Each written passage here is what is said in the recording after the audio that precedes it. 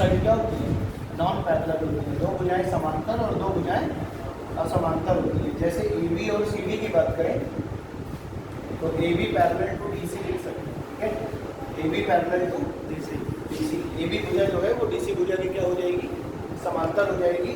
और A D जो है वो बी सी के समांतर नहीं, ए डी, ठीक है, non parallel to B C. Clear है बात। तो ये दो भुजाएं क्या है, असमांतर भुजाएं। जब आप इनको आगे बढ़ाएंगे तो एक दूसरे को किसी न किसी पॉइंट पे इंटरसेक्ट कर देंगे या काट देंगे, ठीक है। और ए बी और सी डी को आप कितना भी आगे बढ़ाएंगे ये एक दूसरे को इंटरसेक्ट नहीं करेंगे, ठीक है। अब जरा देखो यहाँ से हमने इसकी क्या कर ली, एक हाइट ली सकते, ठीक है। इस साइड को हमने एच मान, ठीक। अब देखो इस वाली साइड को मान लेते हैं ये ए है, इस वाली साइड को मान लेते हैं ये बी है, ये वाली साइड सी है और ये वाली साइड डी लेंथ की है। क्लियर है बात। तो अगर मुझे इसका एरिया निकालना है, एरिया ऑफ ट्रेपेजियम है ना, यानी कि अगर इसका क्षेत्रफल निकालना है तो क्षेत्रफल कैसे निकलेगा, आपको पता है कि इसका जो क्षेत्रफल होता है वो दोनों पैरेलल साइड्स की सम के हाफ इनटू हाइट, ठीक है। यानी कहने का मतलब है 1/2 गुणे दोनों समांतर भुजाओं का योग ए और बी, ठीक है ना। ये हो जाएगा a + b into height h, ये फॉर्मूला बन गया। क्लियर है बात। क्या फॉर्मूला होता है समलंब चतुर्भुज का क्षेत्रफल का, 1/2 गुणे दोनों समांतर भुजाओं का योग गुणे ऊंचाई, ठीक है। अब जब हम इसके पेरीमीटर की बात करते हैं, पेरीमीटर यानी कि परिमाप, है ना, तो इसका जो पेरीमीटर होता है वो क्या होगा, पेरीमीटर होगा सम ऑफ ऑल साइड, सभी भुजाओं का योग। तो भुजाएं हैं ए बी सी और डी, तो आप लिख सकते हैं a + b + c + d, ये क्या हो गया, इनका पेरीमीटर हो, यानी कि परिमाप हो समलंब चतुर्भुज का, ठीक है। बस यही दो चीज़ इसमें इंपॉर्टेंट है, पहला एक तो इसका एरिया और दूसरा इसका पेरीमीटर, ठीक। ये समलंब चतुर्भुज हो गया आपका। इसी तरीके से जब आप पैरेललोग्राम करेंगे तो पैरेललोग्राम में क्या होगा, देखिए पैरेललोग्राम, ठीक है। तो पैरेललोग्राम एकदम से जो होता है वो आयत की तरीके का होता है, लेकिन इसमें जो एंगल होते हैं वो 90 डिग्री के नहीं होते हैं, वर्टेक्स पर, वर्टेक्स यानी शीर्ष पर। तो शीर्ष पर बनने वाला कोण 90 डिग्री का नहीं होगा। क्लियर है बात। तो ये हो गया आपका ए, ये हो गया बी, ये हो गया सी और ये हो गया डी। क्लियर है बात। साइड इसकी भी आपस में सभी क्या होंगी, बराबर, मतलब आमने सामने की साइड बराबर हो जाएंगे। अगर ये ए, ये भी ए होगी, ये बी है तो ये भी क्या होगी, बी हो जाएगी। क्लियर है बात। तो ये हमारा हो गया समांतर चतुर्भुज। अब अगर हमें इसका पेरीमीटर लिखना है यानी परिमाप लिखना है, तो परिमाप का मतलब होता है सम ऑफ ऑल साइड, सभी भुजाओं का योग, तो 2 टाइम्स ऑफ a + b हो जाएगा। क्लियर है बात। 2 बार a 2 बार b जोड़ देंगे तो 2 टाइम्स ऑफ a + b हो जाएगा, ठीक है। अब अगर हम इसका क्षेत्रफल निकालना चाहें तो क्षेत्रफल कैसे निकलेगा, देखें। समांतर चतुर्भुज का क्षेत्रफल क्या होगा, एरिया 1/2 पहला विकर्ण गुणे दूसरा विकर्ण, नहीं ये नहीं, ये 1/2 गुणे d1 d2, ये तो आपने उसका पढ़ा है रोम्बस का, रोम्बस का पढ़ा था ना, दोनों विकर्णों का गुणनफल बटे 2।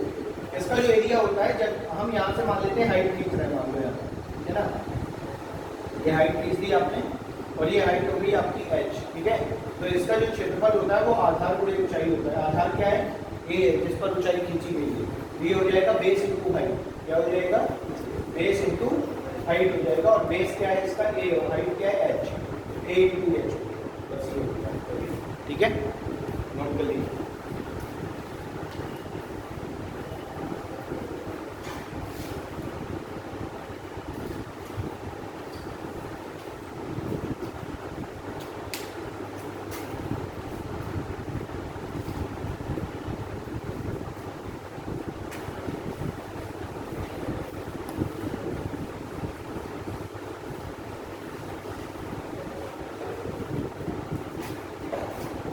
वैसे ग्रुप में मैंने सीट भेज दी है, ठीक है, यूपीएससी वाले में। तो क्वेश्चन करते हैं आज 2D के।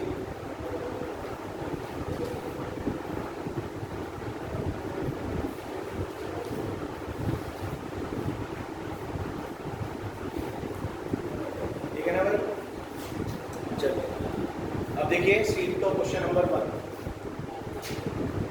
क्वेश्चन नंबर 1 सीट देखिएगा।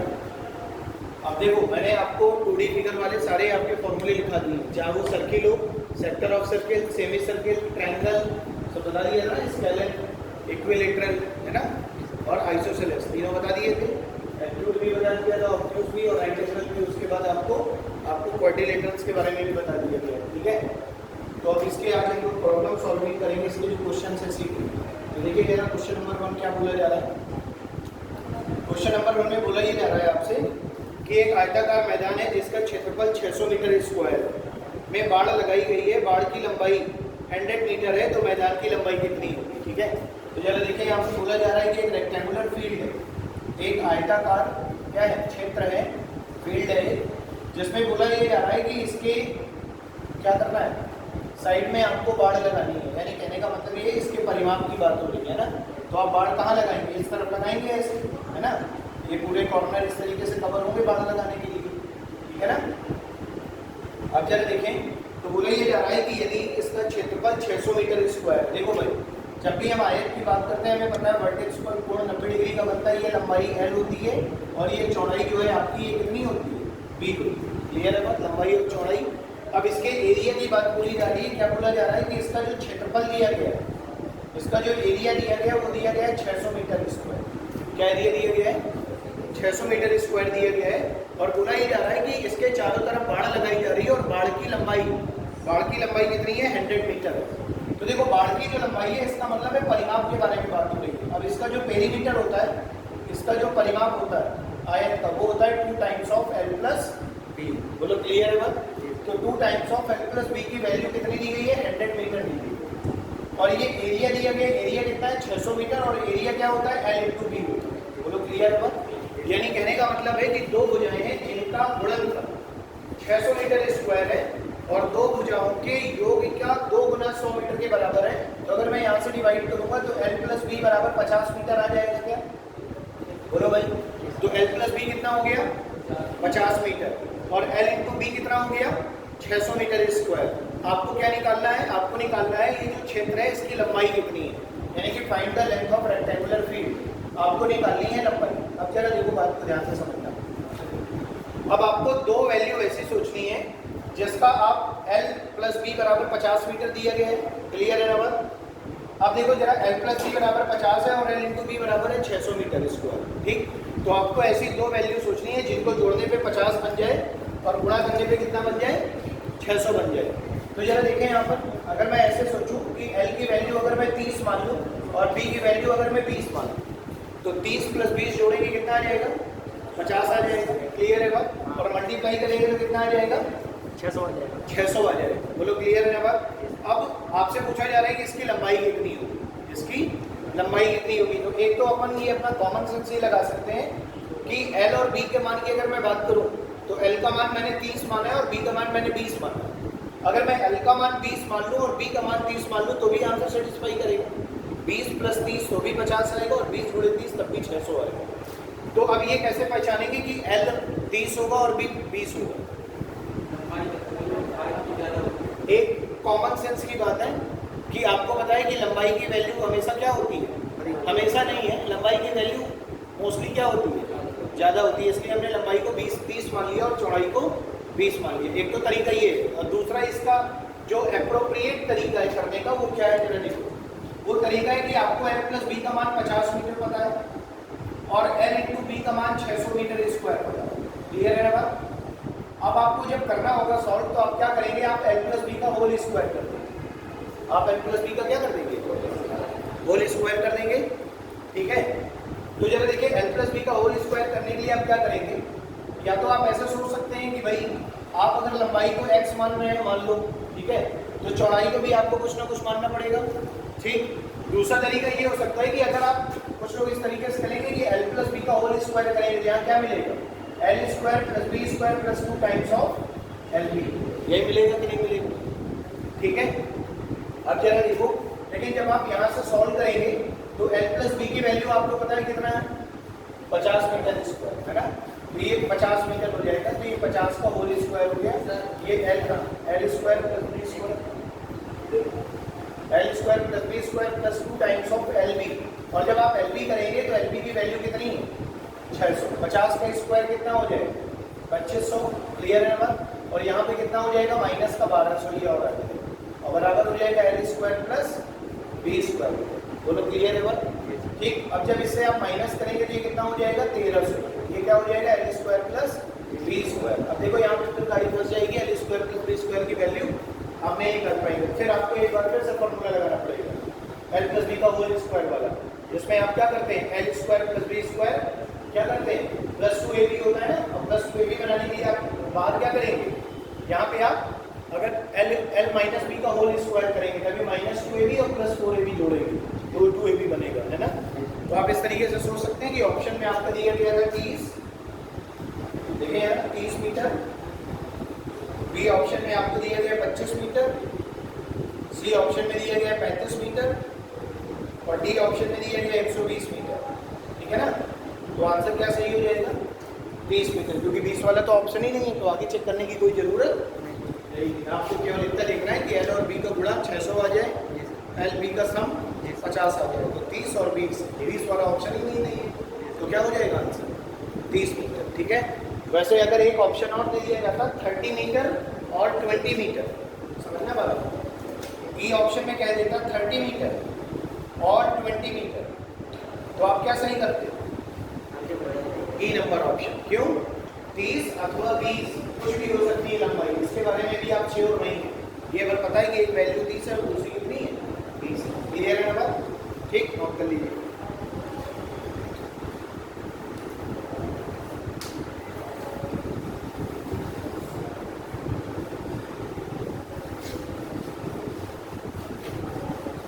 तो जो क्वेश्चन की रिक्वायरमेंट है बस उतना ही आपको सॉल्व करना है, उससे ज़्यादा नहीं उसमें करना है।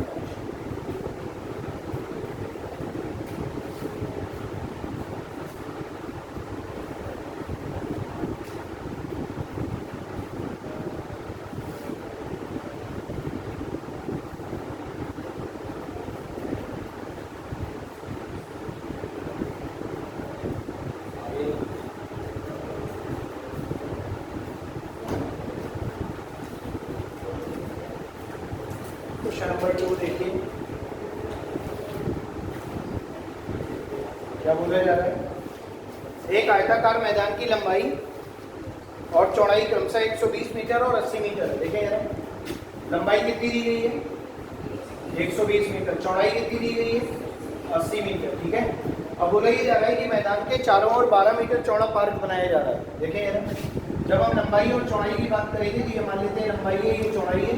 अब इसके बाहर से क्या किया जा रहा है 12 मीटर चौड़ा क्या बनाया जा रहा है एक पार्क बनाया जा रहा है, क्लियर है बात। तो लंबाई हो गई 120 मीटर की, चौड़ाई हो गई 80 मीटर की और 12 मीटर विड्थ का क्या बनाया जा रहा है एक पार्क बनाया जा रहा है, ये पार्क हो गया, ठीक है ना।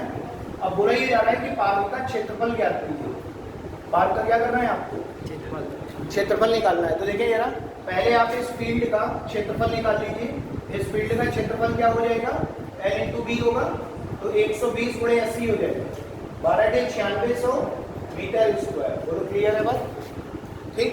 अब 12 मीटर चौड़ा पार्क बनाया जा रहा है, देखो अगर ये 12 मीटर चौड़ाई है तो ये भी 12 मीटर होगी। अब अगर ये 12 और ये 12 जुड़ जाएगी तो 24 तो यही हो गई और 24 के बाद 80 ये हो गई, तो 80 और 24 टोटल कितना हो गया 104। तो अगर मैं बाहर वाली विड्थ की बात कर रहा हूँ तो ये जो मेरी B2 है बाहर वाली जो विड्थ है ये B1 मान लो ये L1 मान लो, तो B2 जो मेरी होगी वो होगी 104 मीटर, बोलो इतने में किसी को कोई दिक्कत भाई 12 12 24 और जुड़ गई 80 में।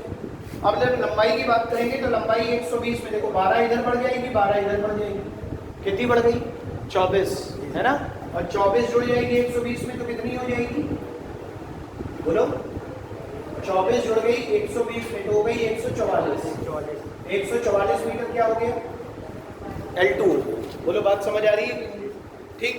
अब देखो आपको करना क्या है, आपको करना ये है कि आपको मैदान का क्षेत्रफल निकालना है, मैदान का क्षेत्रफल। तो आप क्या करेंगे बाहर वाले रेक्टेंगुलर फील्ड से अंदर वाले रेक्टेंगुलर फील्ड का एरिया क्या कर देंगे माइनस कर देंगे, तो आपको रास्ते का क्षेत्रफल मिल जाएगा, ठीक है।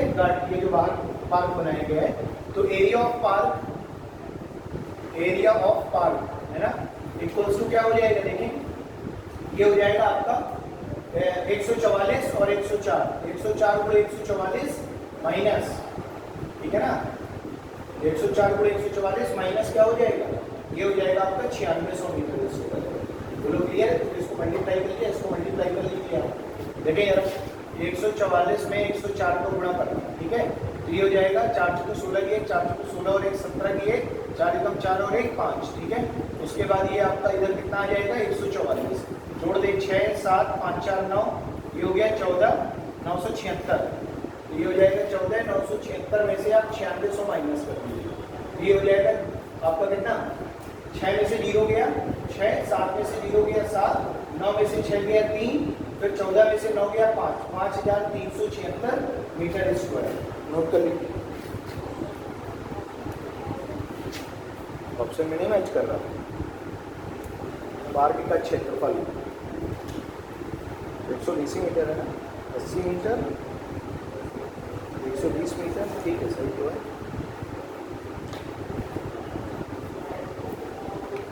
एक 120 12 12 24 144, ठीक है, और 104 12 96, सही तो है।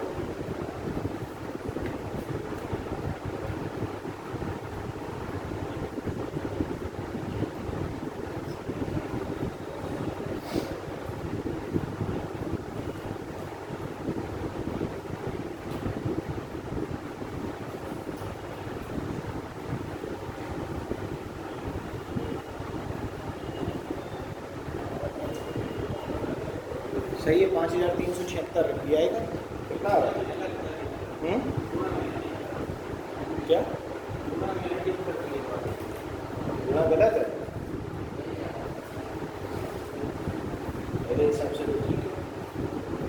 4 चौको 16 की 1, 4 चौको 16 और 1 17 की 1, 4 एकम 4 और 1 5 576, तो ये 0 है, इसका तो कोई मतलब ही नहीं है, तो ये 1 है, सही है। 14976, 14976 में माइनस 9600 करेंगे तो क्या है एरिया आ जाएगा 5376 मीटर स्क्वायर, तो ठीक है, इसमें ऑप्शन गलत है, ठीक है।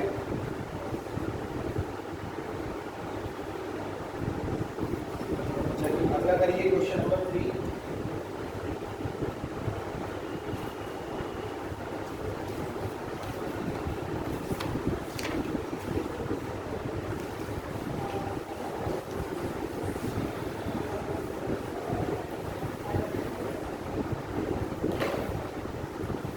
अगला देखें भाई क्या बोला जा रहा है, यदि एक आयत और एक वर्ग के परिमाप प्रत्येक का परिमाप 80 सेंटीमीटर है और उनके क्षेत्रफल का अंतर 100 वर्ग सेंटीमीटर है, ठीक है, तो आयत की भुजा क्या होगी। देखो क्या बोला जा रहा है, एक आयत और एक वर्ग के प्रत्येक का परिमाप 80 सेंटीमीटर है, समझना बात। ये मान लीजिए एक आयत हो गया और एक ये वर्ग हो गया, ठीक है ना। अब बोला ये जा रहा है कि इस आयत की बात करी जा रही है और इस वर्ग की बात करी जा रही है, और दोनों का परिमाप 80 सेंटीमीटर है, इसका भी परिमाप 80 सेंटीमीटर है और इसका भी परिमाप 80 सेंटीमीटर है। अच्छा, इसके परिमाप की बात करें, लंबाई एल होगी और चौड़ाई बी होगी, ये हो जाएगा 2 times of L plus B, बराबर कितना हो गया 80, तो एल प्लस बी बराबर 40 हो गया ना, एल प्लस बी बराबर क्या हो गया 40 सेंटीमीटर। अब आपको वर्ग की बात करी जा रही है, वर्ग की सभी भुजाएं आपस में क्या होती हैं बराबर होती है, ठीक है ना। तो अगर ये आपस में बराबर हो जाएंगी तो ये हो जाएगा आपका 4a बराबर 80, तो a बराबर आ गया 20 सेंटीमीटर। बोलो क्लियर है ना बात, a की वैल्यू कितनी आ गई 20 सेंटीमीटर, ठीक है, ठीक है भाई। और l प्लस बी बराबर कितना आ गया 40 आ गया। आगे क्या बोला जा रहा है, उनके क्षेत्रफल का अंतर 100 वर्ग सेंटीमीटर है, उनके क्षेत्रफल का अंतर है ना। तो देखिए यहाँ पर इनके वर्ग का अंतर L इंटू बी हो गया आयत का क्षेत्रफल, और वर्ग का क्षेत्रफल क्या हो जाएगा ए स्क्वायर, और इनके वर्ग का अंतर जो है वो कितना है 100 सेंटीमीटर स्क्वायर, क्लियर है बात। तो बोला जा रहा है आपसे, तो आयत की भुजाएं ज्ञात कीजिए, आपको L और B की वैल्यू निकालनी है। क्या करना है आपको, L और B की वैल्यू निकालनी है, करिए।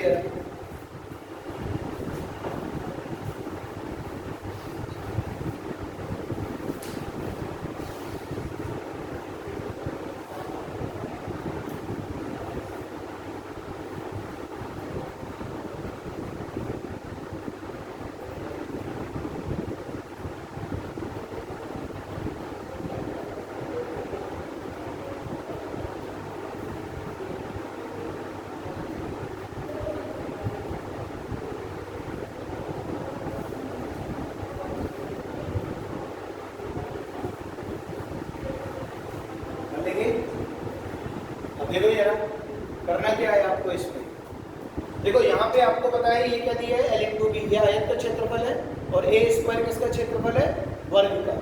क्लियर है बात? और इनका अंतर कितने के बराबर है, 100 सेंटीमीटर स्क्वायर। ये बताओ ए स्क्वायर की वैल्यू, ए की वैल्यू 20 रख सकते हैं ना, तो ए की वैल्यू जैसे ही 20 रखेंगे हम तो ये हो जाएगा एल इंटू बी माइनस 20 का स्क्वायर हो गया 400 बराबर हो गया 100 सेंटीमीटर स्क्वायर। ये भी इधर चला जाएगा क्योंकि ये भी सेंटीमीटर स्क्वायर में है, एरिया है, ये इधर चला जाएगा तो एल इंटू बी बराबर कितना हो जाएगा, 500 सेंटीमीटर स्क्वायर हो जाएगा ना।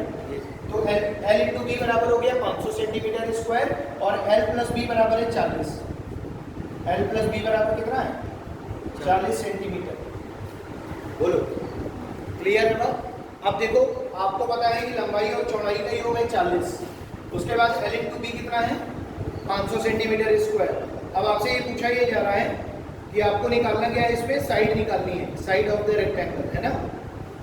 क्लियर है? देखें यहाँ पर साइड ऑफ द रेक्टेंगल निकालें। देखो पहला ऑप्शन क्या दिया गया आपको, ऑप्शन चेक करो, 35 सेंटीमीटर और 15 सेंटीमीटर। दूसरा ऑप्शन जरा देखें, ये दिया गया 30 सेंटीमीटर और 10 सेंटीमीटर। सी ऑप्शन आपको दिया है 25 सेंटीमीटर और 15 सेंटीमीटर। और डी ऑप्शन आपको दिया गया है 28 सेंटीमीटर और आपको दिया गया है 12 सेंटीमीटर। ठीक है, बताइए चेक करके कौन सा आंसर होगा।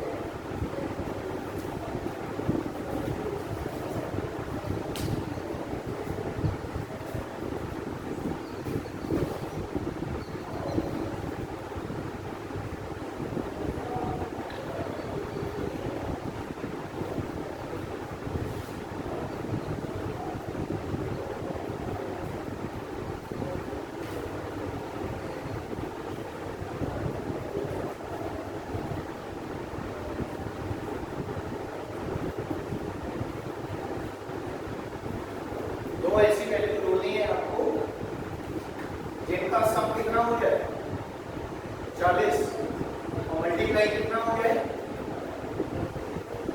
500, है ना।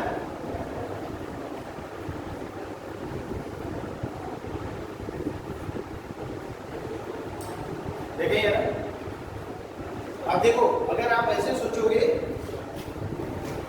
ये सर 30 और 10 ले ली जाए तो 30 और 10 का सम तो 40 आ रहा है, लेकिन मल्टीप्लीकेशन 500 नहीं आ रहा है। तो एक बात ये बताओ, इस जगह पे क्या ये बोला गया है कि आयत का क्षेत्रफल वर्ग के क्षेत्रफल से ज्यादा है? ऐसा तो बोला नहीं गया। ये कहा गया है दोनों के क्षेत्रफलों का अंतर क्या है, 100 सेंटीमीटर। तो मैंने अंतर के लिए देखो डिफरेंस वाला चिन्ह लगाया, माइनस नहीं लगाया। अगर माइनस लगा दूंगा तो इधर वाली वैल्यू हमेशा पॉजिटिव जाएगी। तो अंतर का मतलब है कि अगर ऐसे कंडीशन नहीं बन रही है तो दूसरी condition A square minus L into B बराबर 100 भी बन सकती है। अंतर ही तो बोला गया है। अब इसमें नहीं आ रहा, सेटिस्फाई नहीं हो रहा है आंसर, तो इसमें रख के देखो ए की वैल्यू क्या हो जाएगी, 20 का square minus L into B equals to कितना हो गया 100। इसका स्क्वायर 400 उधर जाएगा माइनस में तो माइनस 300, तो माइनस एल इंटू बी बराबर क्या हो गया, माइनस का 300, माइनस से minus cancel out, L into B बराबर क्या आ गया 300। देखो ये वाला ऑप्शन सही है। बोलो 30 गुणे 10 300 और 30 प्लस 10 40। तो दोनों साइडों का सम 40 आ गया और दोनों साइडों का मल्टीप्लिकेशन एल इंटू बी करने पर 300 आ गया। क्योंकि बोला जा रहा है कि the difference of both areas is 100 centimetre square. दोनों के क्षेत्रफलों का अंतर 100 सेंटीमीटर स्क्वायर है, अंतर बोला गया है। और जब अंतर की बात करी जाएगी तो आप क्या मुझे ये बता पाओगे कि वर्ग बड़ा है, वर्ग का क्षेत्रफल ज्यादा है कि आयत का क्षेत्रफल ज्यादा है? तो पहले मैंने ऐसा कुछ मान लिया कि आयत का क्षेत्रफल ज्यादा है, लेकिन आंसर मैच नहीं हो रहा, तो मुझे क्या करना पड़ेगा, वर्ग को बड़ा मानना पड़ेगा क्योंकि अंतर की बात करनी पड़ेगी। ठीक है, अगर ये कह दिया जाता कि आयत का क्षेत्रफल ज्यादा है तो फिर आयत से ही वर्ग का क्षेत्रफल ही घटाते हैं। ठीक है ना, तो ये चीजें थोड़ा सा इसमें चेक करनी पड़ती है। कभी कभी वैल्यू ऐसी दी जाएंगी, इसमें आपको देखना पड़ेगा क्योंकि बाकी कोई आंसर सेटिस्फाई हो नहीं रहे। क्योंकि जितने भी आपको ऑप्शंस दिए गए हैं उन सभी ऑप्शंस में यूनिट डिजिट 5 दी गई है और 5 का गुणा 5 से करोगे तो यूनिट डिजिट 5 ही आएगी। तो आंसर भाई आना कितना चाहिए था, वहाँ पे 500 आना चाहिए था, उसकी यूनिट डिजिट 0 है तो बाकी आंसर तो कैंसिल आउट हो ही जाएंगे। तो या तो 30 10 हो सकता है और या फिर जो है आपका बाकी ऑप्शन कोई होगा नहीं, क्योंकि 8 गुणे 2 भी करेंगे तो 8 गुणे 2 16 आएगा, इकाई का अंक 6 आएगा, लेकिन यहाँ पे तो 500 आएगा। ठीक है, अगला क्वेश्चन देखिए क्या बोला जा रहा है नेक्स्ट क्वेश्चन में। चौथे नंबर में बोला जा रहा है समबाहु त्रिभुज का क्षेत्रफल 30 सेंटीमीटर स्क्वायर है और इसके कर्ण की लंबाई ठीक है, इसके कर्ण की लंबाई कितनी है? 13 सेंटीमीटर है। तो छोटी भुजा की लंबाई कितनी होगी? देखो यार, इसमें क्या बोला जा रहा है कि एक समबाहु त्रिभुज की बात हो रही है जिसका क्षेत्रफल 30 सेंटीमीटर स्क्वायर है और इसके कर्ण की लंबाई कितनी है? 13 सेंटीमीटर। बोलो क्लियर है बात? अब बोला जा रहा है कि छोटी भुजा की लंबाई कितनी होगी। ठीक है, ये समबाहु त्रिभुज यहाँ गलत लिखा है। ठीक है, देखिए यार, क्वेश्चन नंबर 14 की बात करी जा रही है। बोला जा रहा है एक समबाहु त्रिभुज का क्षेत्रफल 30 सेंटीमीटर स्क्वायर है। देखो भाई, और बोला जा रहा है जिसके कर्ण की लंबाई कितनी है? 13 सेंटीमीटर। अच्छा बताओ, अगर कर्ण की लंबाई 13 सेंटीमीटर होगी तो अगर ये आपका हाइपोटेन्यूज होगा, ठीक है, ये परपेंडिकुलर है, ये बेस है और ये क्या है? हाइपोटेन्यूज, कर्ण, ये लंब और ये आधार।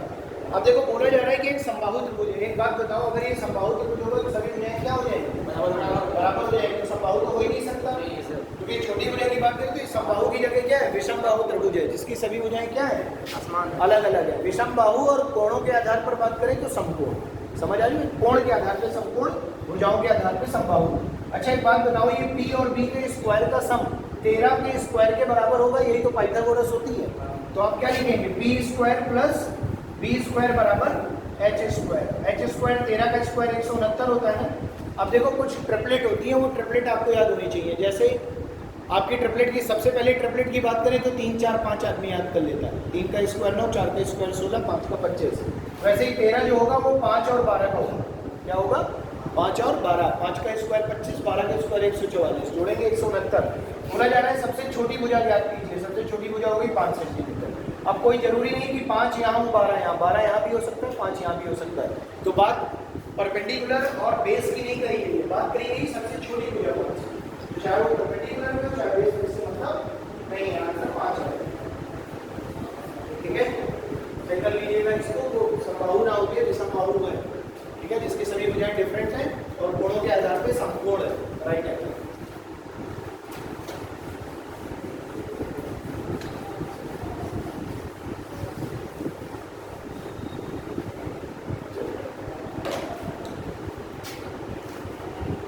नंबर 5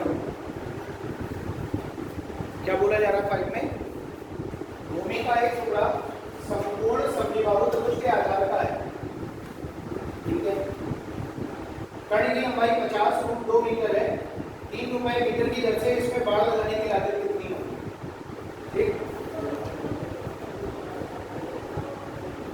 ठीक है, करिए। भूमि का एक टुकड़ा समकोण समद्विबाहु त्रिभुज के आधार का है। समझना? बोला जा रहा है इस तरीके से एक आपने त्रिभुज बना दिया। ठीक है, पहली चीज तो समकोण बोला जा रहा है तो 90 डिग्री होगा। समद्विबाहु बोला जा रहा है तो जिसकी दो भुजाएं आपस में क्या हो गई? बराबर। कौन कौन सी? परपेंडिकुलर और बेस। ये परपेंडिकुलर इक्वल्स टू बेस हो गया, ऐसे कुछ सोच के चलना। ठीक है ना? अब आगे बोला ये जा रहा है कि इसके कर्ण की लंबाई 50√2 मीटर है। तो कर्ण की लंबाई हो गई 50√2 मीटर। क्लियर है बात?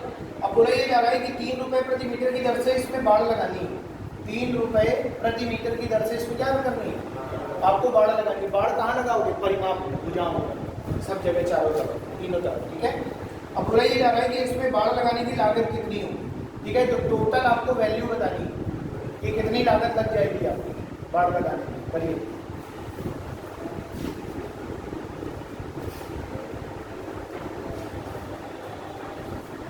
बाड़ लगाने के लिए सबसे पहले आपको क्या निकालना पड़ेगा? परिमाप। और परिमाप निकालने के लिए आपको सबसे पहले क्या करना पड़ेगा? इनकी भुजाएं निकालनी पड़ेगी। क्लियर है बात? तो देखिए यार, बात को समझना।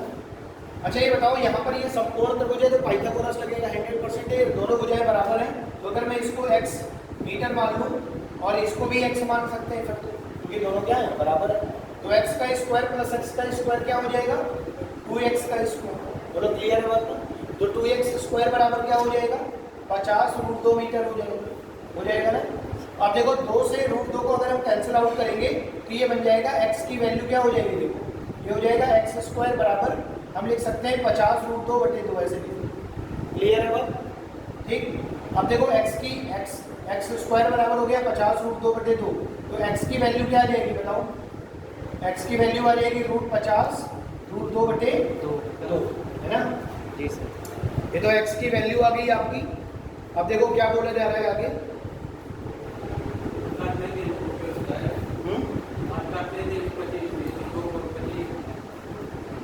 काटना चाहो ना काट दो से कट जाएगा तो 25 को 2 आ जाएगा ना। ये हो जाएगा आपका 2x² बराबर कितना 25 50 रूट 2 है ना ये, ठीक है। तो ये x² बराबर कितना आ जाएगा 25 रूट 2 आ जाएगा, है ना। अब x² बराबर क्या हो जाएगा, ये हो जाएगा 25 रूट 2 का रूट, ये आ जाएगा 5, है ना। अब देखो इसकी जब हम बात करेंगे तो ये हो जाएगा 2 की पावर 1/4। बोलो भाई ये क्या है, देखो ये रूट 2 का मतलब हो गया 2 की पावर 1/2 और इसकी एक पावर और लगेगी ना 1/2, तो 1/2 क्या हो जाएगा, ये हो जाएगा 2 की पावर 1/4 हो जाएगा। तो क्लियर है बात, 2 की पावर 1/4, ठीक। 5 और ये हो जाएगा 2 की पावर 1/4, ठीक। आगे क्या बोला जा रहा है जरा देखें। आगे बोला जा रहा है कि मीटर की दर से बाड़ लगाना है तो बाड़ की लागत ज्ञात कीजिए। अब देखो 1 मीटर का जो खर्चा है वो कितने रुपए का बन रहा है, 3 रुपए प्रति मीटर की दर से बन रहा है, ठीक है। ठीक है भाई, x की वैल्यू आ गई है तो 2x की वैल्यू क्या हो जाएगी 10।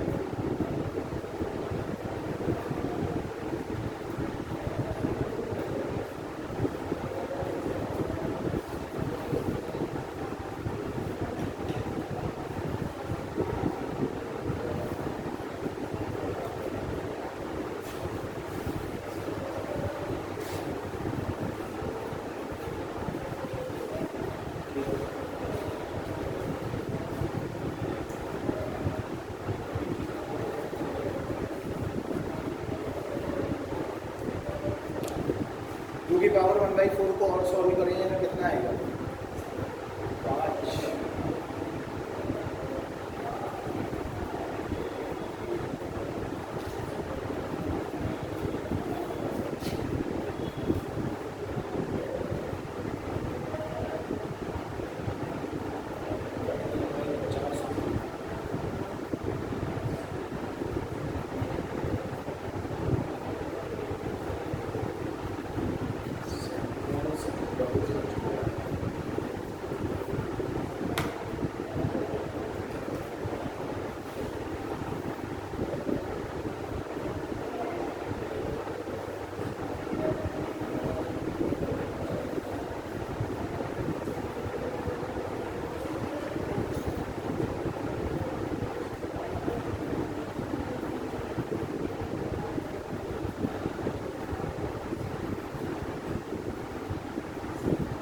स्क्वायर की वैल्यू अभी 25 होगी, ठीक है। चलो देखो एक बात बताओ, यहाँ पर अगर हम देखें तो हम ये कह सकते हैं कि x² की वैल्यू कितनी होगी 25 रूट 2, है ना।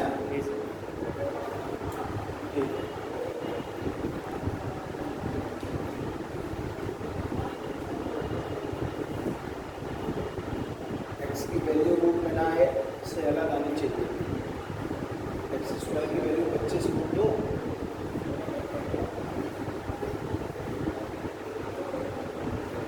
अच्छा x² इसका क्या है बताओ, क्षेत्रफल है।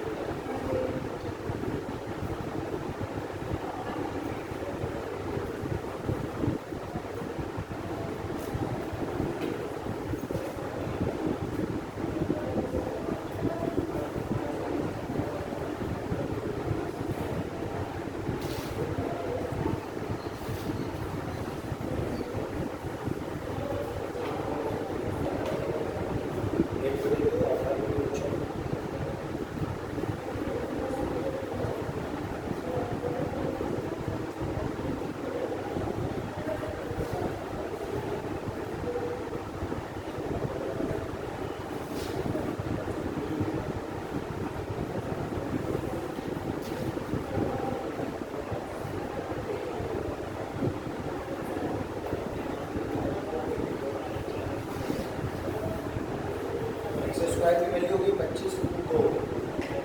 x² आपका हो गया क्या, एक तरीके से अगर हम इसका एरिया निकालते हैं तो एरिया आपको पता है 1/2 बेस इंटू हाइट होता है, x इंटू एक्स हो गया।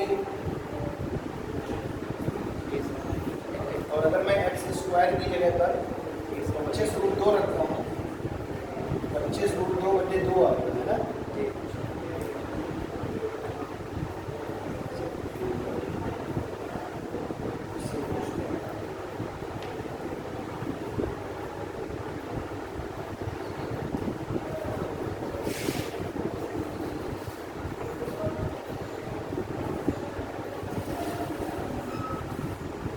किसी के दिमाग में आ रहा हो तो बताओ।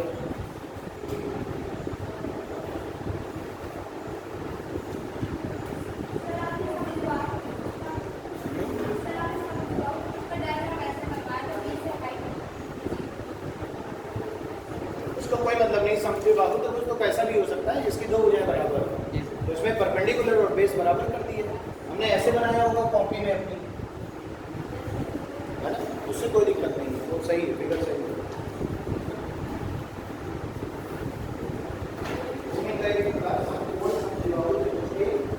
आधार का है, कर्ण की लंबाई 50√2 मीटर है, 3 रुपए प्रति मीटर की दर से इसमें बाड़ लगाने की लागत कितनी होगी?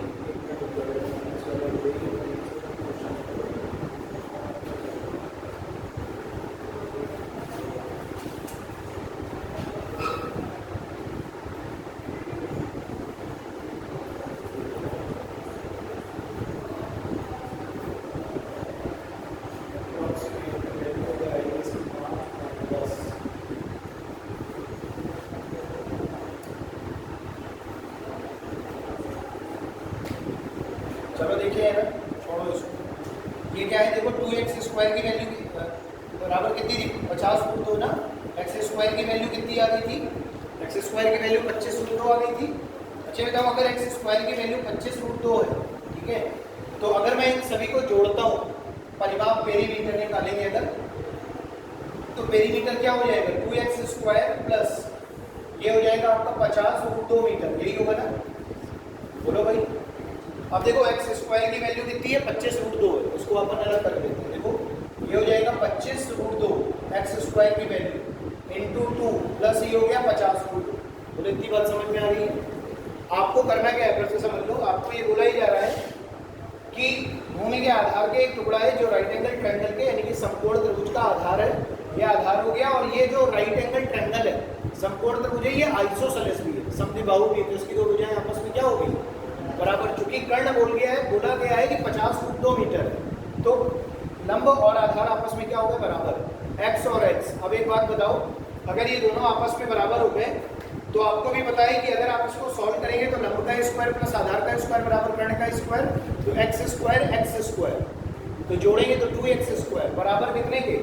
50√2 के स्क्वायर की। यही गलती हो रही है यहाँ पर, देखें यहाँ, यही आपको पता भी नहीं है, गलती देर से गलत कर रहा है, कोई बात। ये x है, ये x है, और ये आपका कितना है? 50√2। क्लियर है ना बात? यही तो आप बता नहीं रहे, उतनी देर से मैं कर रहा हूँ, आप इतना तो आपको ध्यान देना चाहिए ना। x स्क्वायर, लंब का स्क्वायर प्लस आधार का स्क्वायर, यही हो गया ना, और बराबर ये हो गया 50√2 का होल स्क्वायर। पंचाकोरस लगा रहे हैं ना, तो ये कितना हो जाएगा? 2500 गुणे 2, ये कितना हो गया? 5000। ये कितना हो गया? 2x square. x स्क्वायर बराबर क्या हो गया? 2500। x बराबर क्या हो गया? 50।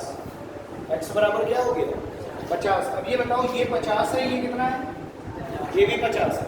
क्लियर है बात? और ये कितना हो गया आपका? 50√2। क्लियर है बात? आपको परिमाप निकालना है, 50 50 और 50√2 कितना हो जाएगा? ये हो गया आपको 50 50 100, 100 प्लस 50√2 हो गया ना, बोलो क्लियर है बात? और यहाँ से हम क्या करेंगे? 50 कॉमन ले लेंगे, तो ये 2 बार जाएगा और ये कितना जाएगा? √2 जाएगा। क्लियर है बात? अब देखो, आपको ये बताना है, आपको ये बोला गया है कि आपको एक मीटर का जो खर्चा है वो कितना है? 3 रुपए प्रति मीटर, है ना। 3 रुपए प्रति मीटर की दर से आपने खर्चा किया है। अच्छा बताओ, √2 का मान रखना चाहे तो रख सकते हैं, है ना। ये हो जाएगा 50 और ये हो जाएगा 3.14। क्लियर है बात? ठीक है, तो आगे जब इसको मल्टीप्लाई कर लेंगे तो ये कितना हो जाएगा? ये हो जाएगा अप्रॉक्सीमेट, मान लो 150 लमसम, ये हो गया ना 50 दिया 150, और 150 गुणे क्या करेंगे? 3। बोलो बात समझ आ रही है ना? 150 गुणे 3 करेंगे और पॉइंट अगर इसको हम लेंगे इस तरीके से तो ये हो जाएगा, देखो 3.14 इंटू 50 हो गया 0, 5 को 20, 5 का 5 2 7, 5 3 15, तो हम क्या कहते दशमलव 157 गुणे 3 करो, देखो 7 3 21, 5 3 15 तो 17 की 1 3 कम 3 और 1 471 है ना, लमसम 471 के हिसाब से आ रहा है। अब क्या देखिए आपके ऑप्शन में क्या बोला जा रहा है, आपके ऑप्शन में बोला जा रहा है कि 300 रुपए से कम, 300 रुपए से कम आ रहा है क्या, नहीं आ रहा है। आगे देखिए क्या बोला जा रहा है, 400 रुपए से कम, 400 रुपए से कम आ रही है क्या वैल्यू, नहीं आ रही है। फिर आगे बोला जा रहा है 500 रुपए से अधिक, ठीक है। तो देखो ये 500 के लमसम नजदीक है क्योंकि हमने रूट 2 की अप्रोक्सीमेट वैल्यू रख ली है वहाँ पर, ठीक है ना। तो अब जब उसकी वैल्यू हमने रख ली है तो 2.14 होगा, तो 2 जोड़ेंगे तो 4.14 हो जाएगा, तो वैल्यू किसके ऊपर चली जाएगी, 500 के ऊपर चली जाएगी, तो 500 से अधिक ये गलत है। इसकी रूट 2 की वैल्यू क्या होगी, 2.14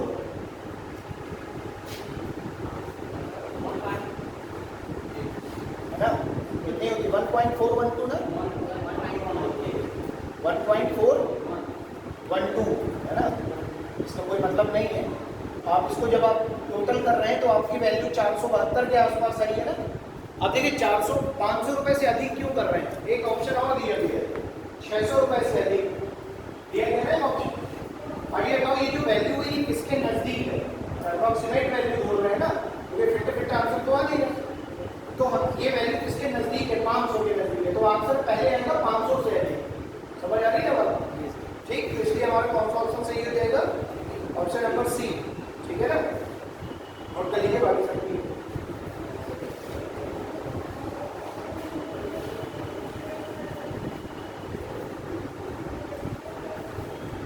सबसे पहले हम लोग पाइथागोरस से x की वैल्यू निकालेंगे, x की वैल्यू आएगी 50, फिर उसके बाद परिमाप निकालेंगे, सभी को जोड़ेंगे तो 100 प्लस 50 कॉमन ले लेंगे, 2 प्लस रूट 2 हो जाएगा और आगे सब कर देंगे 2 प्लस 1.412 इंटू 50, ठीक है।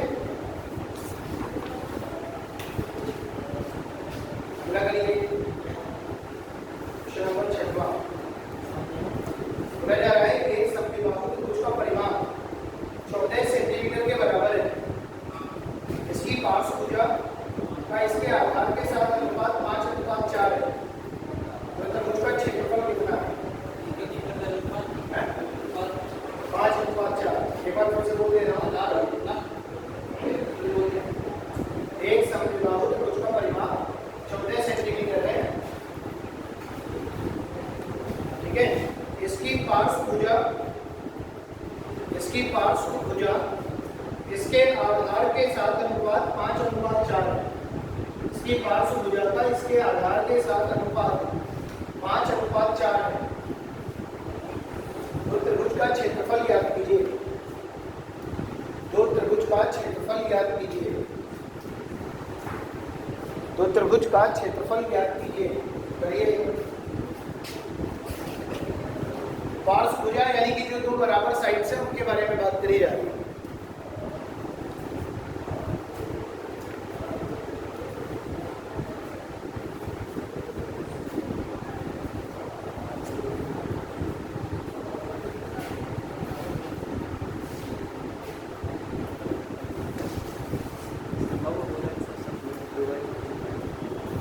देखिए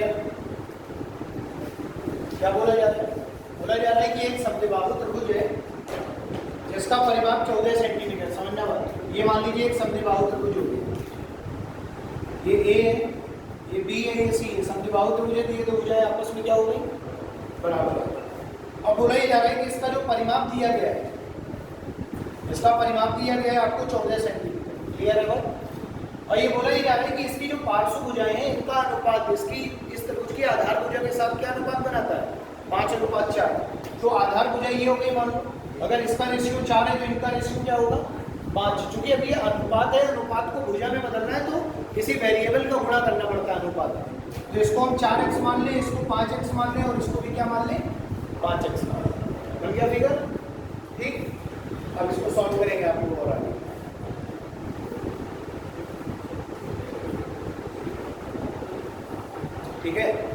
देखिए जरा, जब हम परिमाप की बात कर रहे हैं तो भाई परिमाप क्या होता है? परिमाप होता है सभी भुजाओं का योग। तो 5x 5x 10x और 4x 14x। तो ये बन गया 14x बराबर 14 सेंटीमीटर, तो x बराबर 1 सेंटीमीटर। अगर x की वैल्यू 1 है तो 5x की वैल्यू 5 सेंटीमीटर होगी, इसकी भी 5 सेंटीमीटर होगी और इसकी भी कितनी होगी? 4 सेंटीमीटर। बोलो बात समझ आ रही है? ये तीनों भुजाओं की हमें क्या पता चल गई? अलग अलग लंबाई पता चल गई। अब आगे क्या बोला जा रहा है? तो त्रिभुज का क्षेत्रफल क्या है? तो त्रिभुज का क्या निकालना है? क्षेत्रफल निकालना है। अब देखो जरा फॉर्मूला जो समद्विबाहु त्रिभुज आपको दिखाया है, समद्विबाहु त्रिभुज का क्षेत्रफल क्या दिखाया?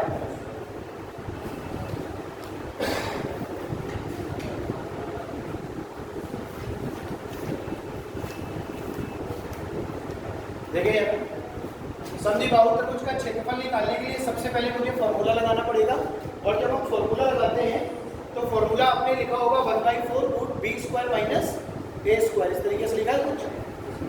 देखिए यहाँ सबसे पहले आपको क्या करना पड़ेगा, एक चीज ध्यान रखना, यदि किसी भी त्रिभुज की हाइट ना दी गई हो तो बिना हाइट निकाले तो आपका काम तो वैसे भी नहीं बनना। तो सबसे पहले आपको क्या करना पड़ेगा? हाइट निकालना पड़ेगा। और एक चीज मैंने आपको और बताई थी कि जब समद्विबाहु त्रिभुज होता है और हाइट खींचते हैं तो सामने वाली भुजा को 2 बराबर भागों में बांट देता है। ये लंब समद्विभाजक होता है। तो ये 2 सेंटीमीटर हो जाएगा ना यहाँ पर, और इधर भी कितना हो जाएगा? 2 सेंटीमीटर। तो ऊंचाई निकल आएगी कि नहीं निकल आएगी? बोलो बात समझ आ रही? ऊंचाई कैसे निकालेंगे अपन? देखो ये वाली ऊंचाई अपन को निकालनी है। तो त्रिभुज ए बी सी, इस पॉइंट को डी मान लो। तो ट्रायंगल ए बी डी में आपको हाइट निकालनी है। तो ये हो जाएगा एच स्क्वायर बराबर, ये कर्ण का स्क्वायर यानी ये हो जाएगा 5 का स्क्वायर माइनस आधार का स्क्वायर यानी कि 2 का स्क्वायर। बोलो बात समझ आ रही है ना? तो ये हो जाएगा एच स्क्वायर बराबर, ये हो जाएगा 25 माइनस 24, तो एच बराबर हो जाएगा रूट 21। बोलो 25 में से 4 के 21, स्क्वायर हट गया, इधर रूट लग गया। एच की वैल्यू आ गई रूट 21 सेंटीमीटर या मीटर, जिसमें दिया है सेंटीमीटर में दिया है तो सेंटीमीटर। ये बताओ एच की वैल्यू आ गई रूट 21 सेंटीमीटर। अब आपको निकालना है इसका क्षेत्रफल, और मैंने बताया था यदि किसी भी त्रिभुज की ऊंचाई पता चल जाए तो 1/2 आधार गुणे ऊंचाई लगा देते हैं। बोलो बात समझ आ रही है? तो अगर हम इसको आगे सॉल्व करेंगे तो ये हो जाएगा त्रिभुज, आपको निकालना है इसका क्षेत्रफल। तो क्षेत्रफल बराबर क्या होता है? 1/2 इंटू बेस इंटू हाइट। बोलो बात समझ आ रही है कि नहीं? तो देखो 1/2 बेस कितना हो गया? 2, और हाइट कितनी हो गई? रूट 21। 2 से 2 कैंसिल आउट हो गया, answer root 21 centimetre square. Note कर लीजिए।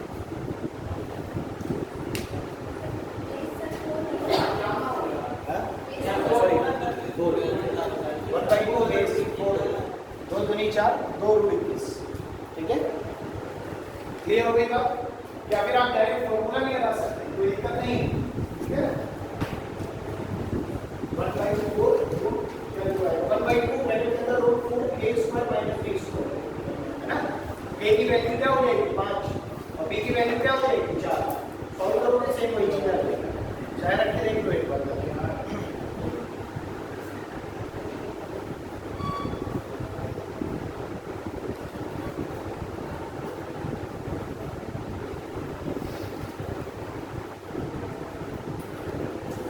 ठीक है, तो दोनों तरीके हैं, या तो आप डायरेक्ट फॉर्मूला यूज कर लीजिए, और या फिर आप सीधे क्या करेंगे, पहले हाइट निकाल लेंगे और हाइट निकालने के बाद 1/2 बेस इंटू हाइट लगा देंगे। दोनों तरीके से आंसर सेम ही आएगा।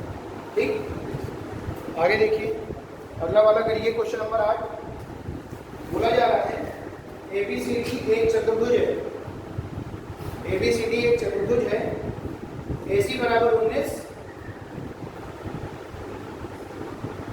AC बराबर 19, B और D से खींचे गए दो लंब क्रमशः, B और D से खींचे गए दो लंब क्रमशः 5 सेंटीमीटर और 7 सेंटीमीटर लंबाई के हैं।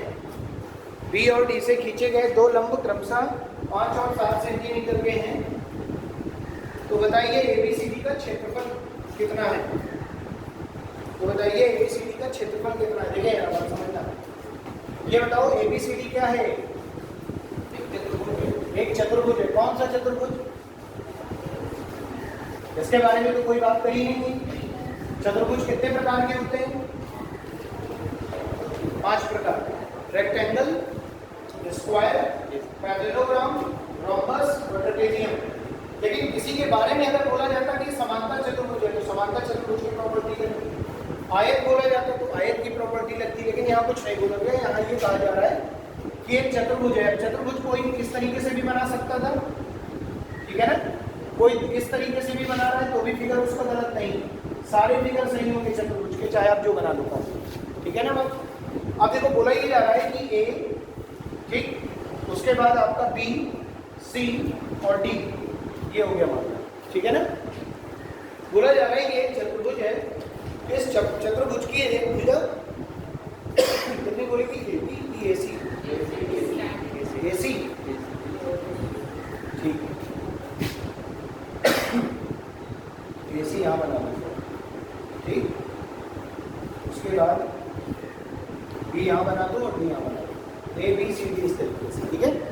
बोला ये जा रहा है कि एक चतुर्भुज है ए बी सी डी जिसके एक विकर्ण ए सी, विकर्ण ही होगा क्योंकि ए सी की बात हो रही है, ठीक है। तो जिसकी ए सी भुजा कितनी दी गई है, 19 है ना, इसकी एक भुजा 19 सेंटीमीटर दी गई है, ठीक है ना। यहाँ ए बना तो यहाँ, अब आगे बोला जा रहा है कि बी से खींचे गए लंब की लंबाई और डी से खींचे गए लंब की लंबाई, यही तो बोला गया है ना। पहले बी बोला गया कि पहले डी बोला गया, बी। तो देखो बी से खींचे गए लंब की लंबाई, बी से आपने एक लंब खींच दिया, लंब का मतलब है परपेंडिकुलर हाइट, ठीक है, और एक ए से हमने क्या किया, परपेंडिकुलर खींच दिया, ए और बी दोनों से क्या खींच दिया हमने, परपेंडिकुलर, जिनके लंब की लंबाई क्रमशः कितनी बोली गई है, 5 और 7, तो ये हो गया 5 सेंटीमीटर और ये कितना हो गया 7 सेंटीमीटर। बोलो बात समझ आ रही है। अब देखो ये जो नॉमेनक्लेचर होता है, नॉमेनक्लेचर तो मतलब ये जो नंबरिंग हमने करी है ये अपने क्वेश्चन को पढ़ने के हिसाब से करी है। जब क्वेश्चन को पढ़ा तो क्या बोला गया कि एक चतुर्भुज ABCD, हमने चतुर्भुज अपने हिसाब से बना दिया 4 भुजाओं वाला, ठीक। अब बोला ये जा रहा है कि ए से एक लंब खींचा गया है AC पर, तो इसका मतलब है AC भुजा जो होगी वो डायगोनल होगी। बोलो बात समझ आ रही है ना, AC की बात करी गई है ना, AC की बात करी गई है, तो फिर अभी नॉमेनक्लेचर गलत हो जाएगा। ABCD एक AC 19 सेंटीमीटर,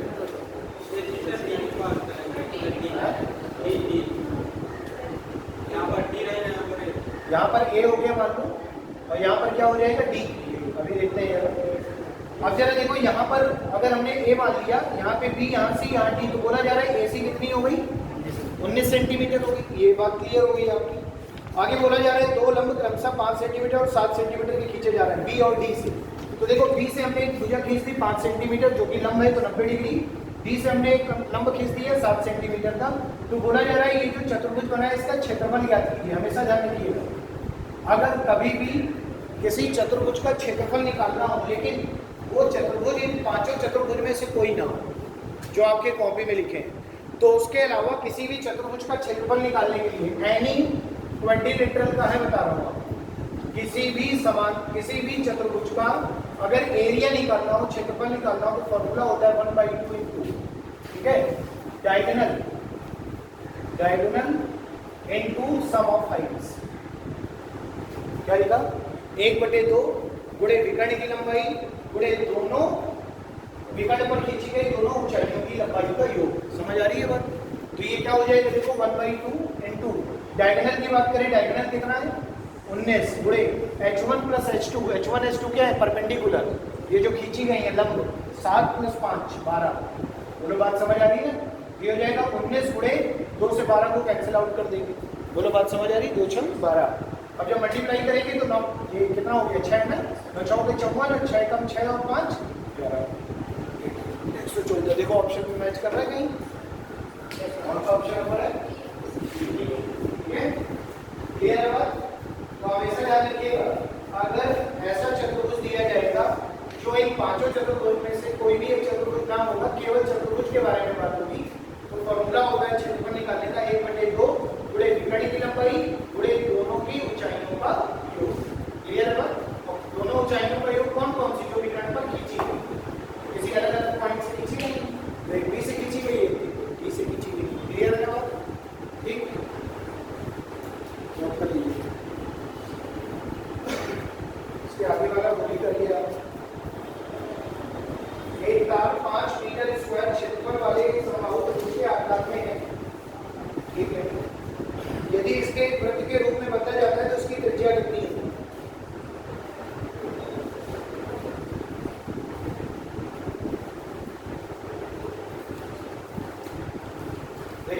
समझना क्या बोला जा रहा है। देखो बोला ये जा रहा है कि एक तार है जो एक वृत्त के रूप में है, ऐसे मान लो, ठीक है। एक तार है जो वृत्त के रूप में है, इसको क्या कर दिया गया, तार को बीच से यहाँ से मान लो कट लगा दिया, ये तार पूरा क्या हो जाएगा सीधा, और इस तार से हमने क्या कर दिया, एक ट्रायंगल बना दिया। और कैसा ट्रायंगल बनाया है, इक्विलेटरल। देखो बोला जा रहा है समबाहु त्रिभुज, पढ़ो है, क्लियर है ना बात। बोला ये जा रहा है कि एक तार है 5 मीटर स्क्वायर क्षेत्रफल वाले एक समबाहु त्रिभुज के आकार में, यानी कि एक तार जो है वो इस आकार में, त्रिभुज के आकार में मोड़ा गया है, और इस त्रिभुज का जो क्षेत्रफल दिया गया वो दिया गया 5 मीटर स्क्वायर। अच्छा बताओ किसी भी समबाहु त्रिभुज का क्षेत्रफल क्या होता है, पहले तो ये बताओ इनकी सभी भुजाएं आपस में क्या होंगी, बराबर। तो ए मान सकते हैं, तो समबाहु त्रिभुज का क्षेत्रफल कल ही बताया था, √3/4 a स्क्वायर बराबर दिया गया 5 मीटर स्क्वायर। बोलो यही बताया गया है ना, तो √3/4 a स्क्वायर बराबर 5 मीटर स्क्वायर, ये हो गया। अब जरा देखो इसको जब आगे सॉल्व करेंगे ये हो जाएगा a स्क्वायर बराबर, ये हो जाएगा 5 को 20/√3। बोलो क्लियर है ना बात। a स्क्वायर बराबर क्या हो जाएगा, a स्क्वायर बराबर हो जाएगा आपका 20/√3, ठीक। अब यहां से अगर मैं बात करता हूं a स्क्वायर बराबर 20√3 आ गया, ठीक। तो a की वैल्यू क्या हो जाएगी,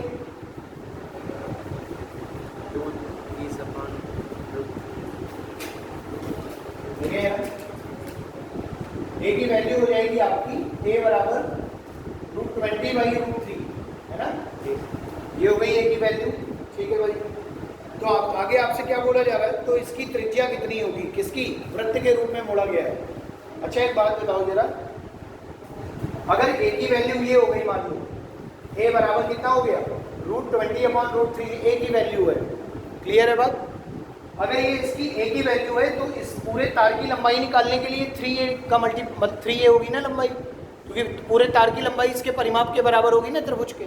तो एक त्रिभुज का परिमाप क्या हो जाएगा, परिमाप हो जाएगा 3a, और a का मान मैंने निकाल दिया, ये हो गया 3 गुणे √20/√3। बोलो बात समझ आ रही है ना, ठीक है। आगे यार देखिए, इसको आगे जब सॉल्व करेंगे तो ये क्या बन जाएगा, अगर हम √3 का गुणा ऊपर कर दे, √3 का गुणा नीचे कर दे, तो ये बन जाएगा आपका 3 इंटू, ये बन जाएगा √20√3/3, है ना, ठीक है भाई।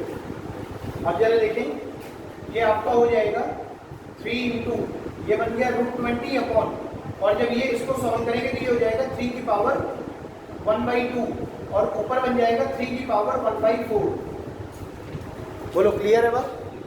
इधर देखो ध्यान से, मैंने क्या बताया आपको, मैंने कहा कि एक इक्विलेटरल ट्रायंगल है, और इक्विलेटरल ट्रायंगल का एरिया 5 मीटर स्क्वायर दिया गया है, और इक्विलेटरल ट्रायंगल की सभी भुजाएं बराबर होती हैं, और क्षेत्रफल का फॉर्मूला होता है √3/4 भुजा स्क्वायर। तो √3/4 a स्क्वायर बराबर कितना हो गया, 5। तो a स्क्वायर बराबर क्या हो गया, 5 को 20/√3, a से स्क्वायर हटेगा तो a बराबर √20/√3। अब जब आगे इसको सॉल्व किया हमने, क्योंकि हमें पता है परिमाप निकालेंगे तभी पूरे तार की लंबाई आएगी, क्योंकि तार 3 भुजाओं में घिरा है, ऐसे 3 भुजाओं में मोड़ा गया है। तो 3a की वैल्यू आ जाएगी 3 इंटू a की वैल्यू हो गई √20/√3। अब मैं इसका क्या कर रहा हूँ, रेशनलाइज कर रहा हूँ। रेशनलाइज करने का मतलब है कि नीचे वाला रूट हट जाए, तो थोड़ी देर के लिए इसको हटाने के लिए √3 का गुणा कर दिया ऊपर नीचे, तो ये बन जाएगा 3 इंटू 20 √3/3। जब इसको आगे सॉल्व करेंगे तो ये 3 के ऊपर एक बार रूट लगाए तो 3 की पावर 1/2, और ऊपर ये हो गया √20 अलग कर लिया इंटू 3 की पावर 1/4, इसलिए क्योंकि 1/2 इसका और 1/2 इसका, ये हो गया 1/4। अब जब ये ऊपर चला जाएगा 3 की पावर 1/2 तो यहाँ माइनस हो जाएगा कि नहीं हो जाएगा, ये हो जाएगा 3 की पावर 1/4, और ये माइनस क्या हो जाएगा 1/2 हो जाएगा। बोलो क्लियर है ना बात, ठीक है। तो जब इसको आगे और सॉल्व करेंगे तो ये हो जाएगा कितना, देखो 3 की पावर 1/2, ठीक है। अच्छा एक काम और कर लो, यहाँ से इसको ऐसे लिख लो, ये भी 3 है ना, देखो तो इसको ऐसे लिख लो 3 की पावर 1 प्लस 1/4 माइनस 1/2, ऐसे लिख लो, ठीक है।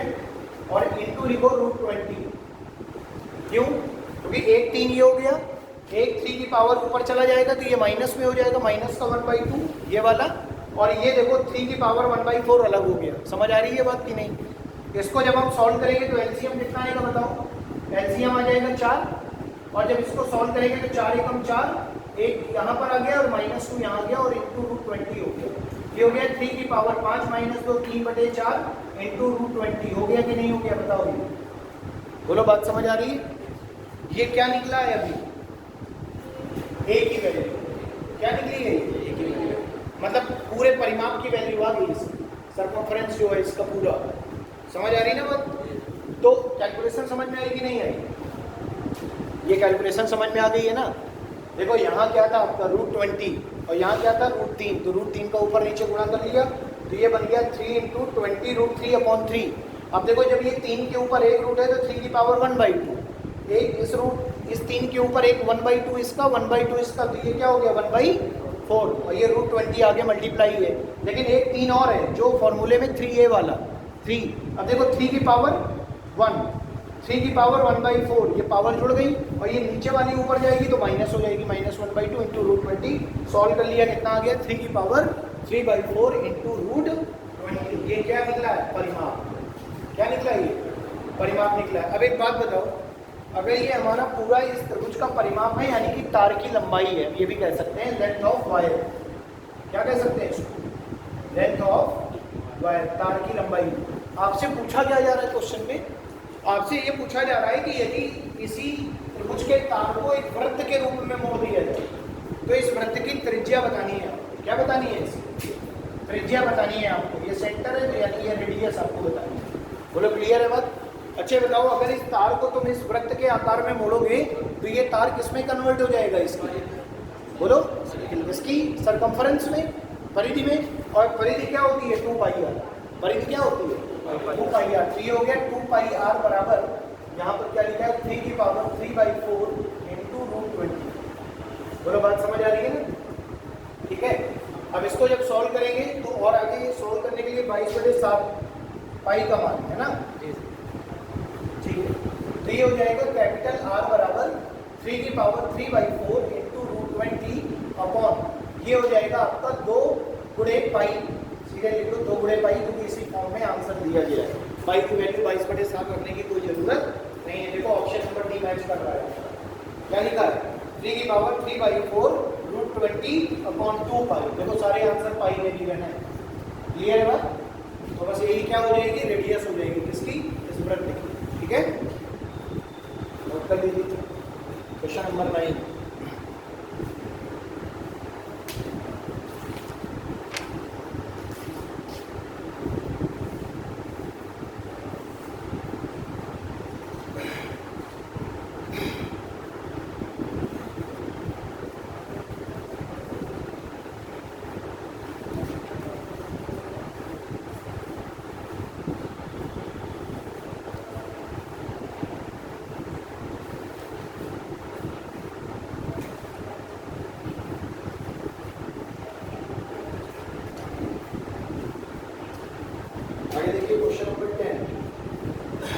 क्या बोला जा रहा है क्वेश्चन नंबर 10 में? क्वेश्चन नंबर 10 में ये बोला जा रहा है आपसे, कहा जा रहा है कि माना 2a भुजा वाले एक समबाहु त्रिभुज के, देखो जरा 2a भुजा वाले समबाहु त्रिभुज की जब हम बात करेंगे तो यानी कि एक ऐसा त्रिभुज है जिसकी सभी भुजाएं कितनी है? 2a। ये भी 2a, ये भी 2a और ये भी 2a। क्लियर है बात? 2a भुजा वाला समबाहु त्रिभुज है बोला जा रहा है, और अंतःवृत्त तथा परिवृत्त के क्षेत्रफल a और b है। तो a और b का मान निकालना है। एक बात बताओ, अंतःवृत्त की बात करेंगे तो अंतःवृत्त ऐसे बनेगा अंदर, और परिवृत्त की बात करेंगे तो परिवृत्त ऐसे बनेगा बाहर। बोलो, क्लियर है बात? अब देखो जरा, अगर मैं यहाँ से यहाँ तक की बात कर रहा हूँ सेंटर से, ये जो सेंटर है ये बड़े वाले वृत्त का सेंटर है, और बड़े वाले वृत्त के केंद्र से लेकर के परिधि तक की दूरी कैपिटल R होती है, और छोटे वाले वृत्त की परिधि तक की दूरी जो होगी सेंटर तक की स्मॉल r होती है। बोलो, बात समझ आ रही कि नहीं? तो ये बोला ये जा रहा है आपसे कि अंतःवृत्त और परिवृत्त का क्षेत्रफल a और b है, यानी अंतःवृत्त का जो क्षेत्रफल है उसको आपने a माना है, और परिवृत्त का जो क्षेत्रफल है उसको आपने b माना है। तो a और b की लंबाई आपको बतानी है। अब एक बात, a और b की वैल्यू बतानी है। अब देखो, ये जो अंतःवृत्त है इसकी त्रिज्या निकालने का क्या फॉर्मूला होता है बताओ? क्या होती है वैल्यू? अंतःवृत्त की त्रिज्या क्या होती है? ए बटे, ठीक है, और उसकी परिवृत्त की त्रिज्या a अपॉन 2√3। देखो भाई समझना बात, सबसे पहले हम बात कर रहे हैं अंतःवृत्त की त्रिज्या, यानी कि इन सर्किल की रेडियस, यानी इन रेडियस की बात कर रहे हैं। देखो इन रेडियस का मतलब है अंतःवृत्त की त्रिज्या, जिसे हम कहते हैं स्मॉल आर। बोलो क्लियर है ना बात? देखो स्मॉल आर की जब हम बात करेंगे तो मैंने आपको अलग अलग लिखवा दिए हैं फॉर्मूले। क्या लिखवाया था कि इन रेडियस जो होती है वो होती है a अपॉन 2। ए का मतलब होता है भुजा। किसकी भुजा? त्रिभुज की। बोलो क्लियर है बात की? भुजा बटे √3, सॉरी 2√3, क्योंकि जो परिवृत्त की त्रिज्या होती है इसका 2 गुना होती है, तो 2 से 2 कैंसिल आउट हो जाता है, तो a अपॉन √3 बन जाता है। याद करो बताया तो ये भुजा बटे 2√3 हो गया। अब भुजा की बात कर रहे हैं तो भुजा कितनी है त्रिभुज की? a की 2 है, 2 है, तो यहाँ पर क्या रखेंगे? r बराबर 2a अपॉन 2√3। 2 से 2 क्या हो गया? कैंसिल आउट, तो r की वैल्यू क्या आ गई? a upon √3। अब ये बताओ ये जो r है ये क्या है? अंतःवृत्त की त्रिज्या, और इस वृत्त का क्षेत्रफल क्या होगा? पाई r स्क्वायर। तो जब इसका आप पाई r स्क्वायर करेंगे तो a की वैल्यू मिल जाएगी। a बराबर हो जाएगा पाई r स्क्वायर, ये हो गया पाई, r की जगह रखेंगे a बटे √3 का स्क्वायर, तो ये हो जाएगा पाई a स्क्वायर बटे 3। बोलो बात समझ आ रही है कि नहीं? पाई a स्क्वायर बटे 3। देखो a की वैल्यू पाई a स्क्वायर बटे 3 इस ऑप्शन में मैच कर रही है। पाई a स्क्वायर बटे 3 पहले ही ऑप्शन देखो, पाई a स्क्वायर बटे 3 है ना, या 1/3 पाई a स्क्वायर, देखो बात वही है। अब देखो b की वैल्यू निकालनी थी आपको। b की वैल्यू कैसे निकालोगे बताओ? देखो इसकी रेडियस कितनी थी? इसकी अंतःवृत्त की त्रिज्या थी आपकी भुजा बटे 2√3, भुजा 2 है, तो ये हो जाएगा 2a बटे 2√3 था ना।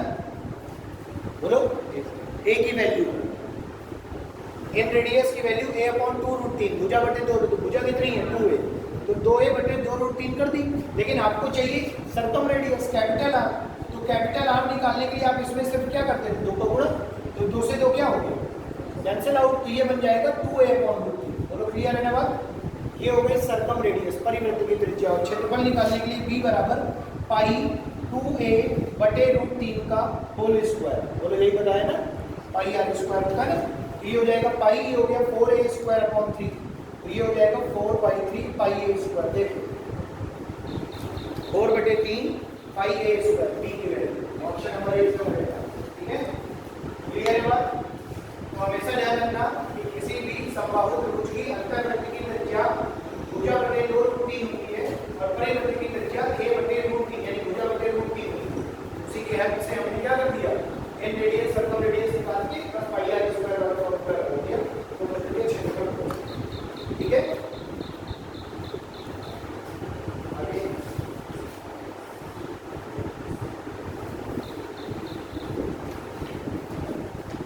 देखिए क्वेश्चन नंबर 11। देखो क्या बोला जा रहा है क्वेश्चन नंबर 11 में।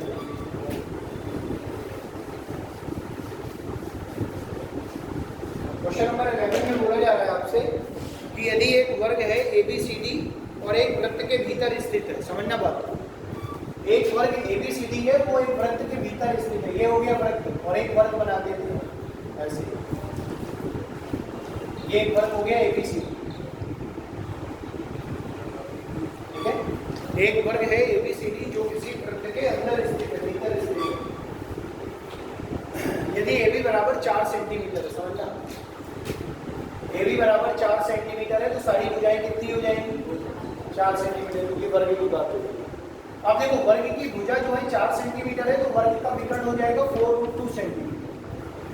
बोलो भुजा गुणे √2, यही होता है ना, पाइथागोरस लगाओगे a स्क्वायर क्या हो जाएगा? 2a स्क्वायर, रूट हटाएंगे तो क्या हो जाएगा? √2। ठीक है, तो भुजा गुणे √2 यानी कि इसका क्या हो गया? विकर्ण हो गया। आगे क्या बोला जा रहा है? तो वृत्त की त्रिज्या कितनी है?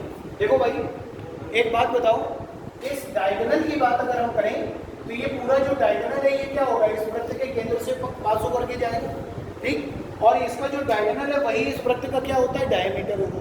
और अगर इस वृत्त का ये डायमीटर है तो इसका मतलब है कि इस डायमीटर का आधा जो होगा वो क्या हो जाएगी? त्रिज्या, और डायमीटर डायगोनल सेम होते हैं, तो इसका मतलब है 4√2/2 जब करेंगे तो हो जाएगा 2√2।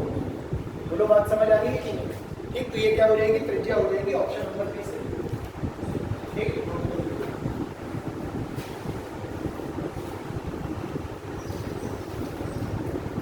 आगे देखिए, दी गई आकृति में छायांकित भाग का क्षेत्रफल कितना है। दी गई आकृति में छायांकित भाग का क्षेत्रफल कितना है।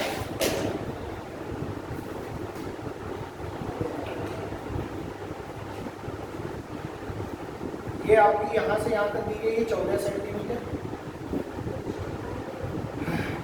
ये यहां से यहां तक दी गई है 28 सेंटीमीटर, और ये आपकी दी गई है 7 सेंटीमीटर। ठीक है, छायांकित भाग का क्षेत्रफल निकालना है, यानी कि पूरा भाग छायांकित है, सैडेड रीजन। ठीक है ना, इसका आपको क्षेत्रफल बताना है कि कितना होगा। अब देखिए यार, जब भी छायांकित भाग के क्षेत्रफल के बारे में बात होगी तो ध्यान रखिएगा जरा। देखो ये पूरी कितनी है, 28, समझना बात, ये पूरी 28 है, ये 14 है, तो ये भी कितनी हो जाएगी, 14 सेंटीमीटर। इसका मतलब है 14 14 28 ये पूरा व्यास हो गया, और 14 इसकी क्या हो गई, त्रिज्या हो गई। समझ आ रही है भाई। तो अगर मैं इस वाले भाग का क्षेत्रफल निकालता हूँ तो पूरे का होता है पाई आर स्क्वायर बाई 2 आधा हो जाएगा। अब देखो आर की जब हम बात करेंगे तो ये पाई आर की बात करेंगे तो आर है 14, तो ये हो जाएगा 14 का स्क्वायर बटे 2। दोनों बात समझ आ रही है कि नहीं है, ठीक है। चलो आगे जरा देखते हैं, जब इसको हम सॉल्व करेंगे तो 14 का स्क्वायर क्या हो जाएगा, 196, और 196 का आधा करेंगे तो कितना हो जाएगा, 98, है ना। ये हो जाएगा 98 पाई। बोलो क्लियर है बात, ठीक। अब 98 पाई क्या आती है, तो इसको लिखेंगे 98 गुणे 22 बटे 7, 7 से काट देंगे, 7 एकम 7, 7 चौक 28, 22 गुणे 14, 22 गुणे 10 220, और 22 गुणे 4 88, 220 और 88 कितना हो जाएगा, 308। कितना हो जाएगा, 308 सेंटीमीटर स्क्वायर। ये आगे अभी आधे का से क्लियर है, बोलो भाई। तो ये आगे आपका पाई आर स्क्वायर बटे 2 से आपने जब इसको सॉल्व कर लिया तो आ जाएगा 308 सेंटीमीटर स्क्वायर। ये अभी ऊपर वाले वृत्त का क्षेत्रफल आया है। अब एक बात बताओ, अगर ये 14 सेंटीमीटर है, समझना, तो 14 सेंटीमीटर है तो इसकी त्रिज्या कितनी होगी, 7, और ये 7 है, इसका मतलब है ये भी, इसकी रेडियस भी कितनी होगी, 7, क्योंकि ये ऊंचाई दी गई है। और ये बताओ अर्धवृत्त की ऊंचाई ही तो अर्धवृत्त की त्रिज्या होती है, बोलो, केंद्र से लेकर के सरकमफ्रेंस तक की डिस्टेंस। अगर ये 7 है और ये भी त्रिज्या 7 है, तो ये 7 सेंटीमीटर और 7 सेंटीमीटर त्रिज्या के, या 14 सेंटीमीटर और 14 सेंटीमीटर व्यास के 2 अर्धवृत्तों को मिला देंगे तो एक पूरा वृत्त बन जाएगा कि नहीं बन जाएगा, बोलो। तो मैं क्या कर रहा हूँ, मैं इसका एरिया निकाल ले रहा हूँ, इस वाले सर्किल का, छोटे वाले सर्किल का area pi r square by 2 होगा ना, और आर की वैल्यू कितनी है, 7, तो ये कितनी हो जाएगी, देखो इसमें हम क्या करें, इसमें 2 का गुणा कर लें अगर, तो ये और ये पूरे वृत्त का क्षेत्रफल मिल जाएगा कि नहीं मिल जाएगा, बताओ भाई। तो पूरे वृत्त का क्षेत्रफल मिल जाएगा, तो पाई आर की वैल्यू हो जाएगी 7 का स्क्वायर 49, 49 बटे 2 गुणे 2, 2 से 2 कैंसिल आउट, पाई का मान 22 बटे 7 गुणे 49, 7 सते 49, 7 दूनी 14, 7 दूनी 14 और 1 15, 154 सेंटीमीटर स्क्वायर इसका आ गया दोनों का, 154 ये और 108 308 ये, 308 और 154, 8 4 12, 5 1 6 3 1 4, 462 सेंटीमीटर स्क्वायर। देख लो किस ऑप्शन में मैच कर रहा है, इसी नंबर पर, इसी नंबर, क्लियर है बात, 462 सेंटीमीटर स्क्वायर। ठीक, देखो फॉर्मूले और तरीका पता है तो सारे क्वेश्चन सॉल्व हो जाए, बस बशर्ते कभी कभी क्या होगा कि कभी कभी वैल्यू के साथ थोड़ा सा इधर उधर कर दिया जाता है, वैल्यू ज़्यादा, अगर रूट में वैल्यू ऐसी है जो कट नहीं रही है, वहाँ पे कैलकुलेशन आपका ऑलरेडी बढ़ जाएगा, ठीक है। तो जहाँ पर एक बात याद रखना हमेशा, सबसे अच्छा तरीका ये है कि अगर आपके पास टाइम कम है और किसी मेंसुरेशन के क्वेश्चन को आप सॉल्व कर रहे हैं जिसके फॉर्मूले में पाई आता है, पाई हर वृत्त वाले फॉर्मूले में पाई आएगा, नहीं आएगा, circumference 2 pi r, area pi r square, है ना। तो जिसमें भी पाई आएगा उसका आंसर हमेशा 22/7 से जरूर कटता होगा, उसका आंसर हमेशा 22/7 से जरूर कटता होगा, बोलो बात समझ आ रही है ना। तो अब जैसे मान लो इस क्वेश्चन के 4 ऑप्शंस थे, पहला ऑप्शन जरा बोलना क्या था, 324 और 428, 428 और 462, 462, 500। 500, ठीक है। अब देखो जरा, जैसे मुझे पता ही नहीं, 4 ऑप्शन में से कोई एक ही आंसर रहा हो जो इस पूरे छायांकित भाग का क्षेत्रफल होगा। अब पाई की वैल्यू होती है 22/7। तो सबसे पहले मैं 7 से काटूंगा इन नंबरों को, देखता हूँ 7 से कौन कौन से नंबर कट रहे हैं। 500 कटेगा क्या? नहीं कटेगा। 7 छंग 42, 7 छंग 42 कट जाएगा 7 से, यानी ये कट जाएगा। अब जरा देखिए, क्या ये नंबर कटेगा? नहीं कटेगा। बोलो, ये भी नहीं कट रहा। देखो जरा, ये कटेगा क्या? 7 चौक 28, ये भी नंबर नहीं कटेगा, तो ये भी नंबर नहीं कटा। बोलो क्लियर है बात? तो कौन सा नंबर कट रहा है बताओ? 462। तो केवल पाई की वैल्यू से काटो, 22/7 से ऑप्शंस को कट करके देखो। लेकिन कभी कभी क्या होगा, कोई जरूरी नहीं कि हर बार 3 ऑप्शन कट जाए और एक सही मिल जाए। कभी कभी 2 या 3 ऑप्शन ऐसे मिल जाएंगे जो 7 से कट जाएंगे। तो ऐसे केस में क्या करेंगे कि फिर ये जो 22 लिखा है इसको हम 2 × 11/7 भी तो लिख सकते हैं। तो ऐसा ऑप्शन चेक करेंगे जो 2 से भी कट जाए, 11 से भी कट जाए और 7 से भी कट जाए। बाकी 4 ऑप्शनों में से 3 ऑप्शन ऐसे होंगे जो 11 और 7 से मान लो कट रहे होंगे, लेकिन 2 से नहीं कट रहे होंगे। लेकिन और एक ऑप्शन ऐसा होगा जो 2, 11 और 7 तीनों से क्या हो जाएगा। तो पहले हमने 7 से चेक किया, 7 से कोई नहीं कट रहा था, नहीं कट रहा तो वही आंसर हो गया। लेकिन मान लो अगर एक आंसर ऐसे ना मिलता तो 7 को छोड़ के 11 से काट दी, और 11 से 7 से भी 2 ऑप्शन बचते तो लास्ट में 2 से काट। समझ आ रही है बात? तो इस तरीके से भी सोचा जा सकता है, किया जा सकता है, ठीक। लेकिन हमेशा केवल और केवल उसी में ही अप्लाई होगा जिसके फॉर्मूले में पाई आता हो। क्यों ऐसा क्यों हो रहा है? इसका रीजन क्या है? पाई से क्यों काट रहे हैं? क्योंकि आपको टोटल का क्षेत्रफल निकालना, पूरे के क्षेत्रफल में पाई r स्क्वायर सब के फॉर्मूले में है। समझ आ रही है? तो पाई का यानी 22/7 का इंटरनली मल्टीप्लिकेशन जरूर रहा होगा, और इंटरनली मल्टीप्लिकेशन है इसका मतलब वो नंबर उसमें जरूर ऐड रहा होगा। समझ आ रही है? ठीक। तो इस तरीके से आपको इसमें चेक कर लेना है।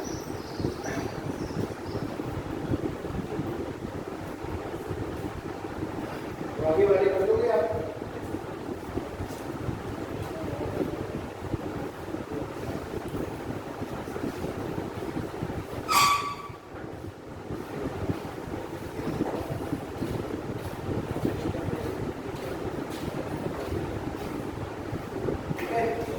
बाकी इसमें सारे टूटी वाले क्वेश्चन है, एक बार वैसे आपको ट्राई कर लीजिए। ये क्वेश्चन इसमें दिए गए हैं, ठीक है।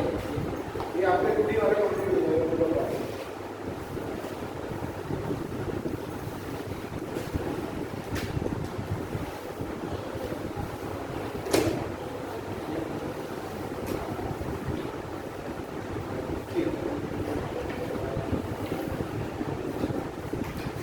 अगली क्लास में आपका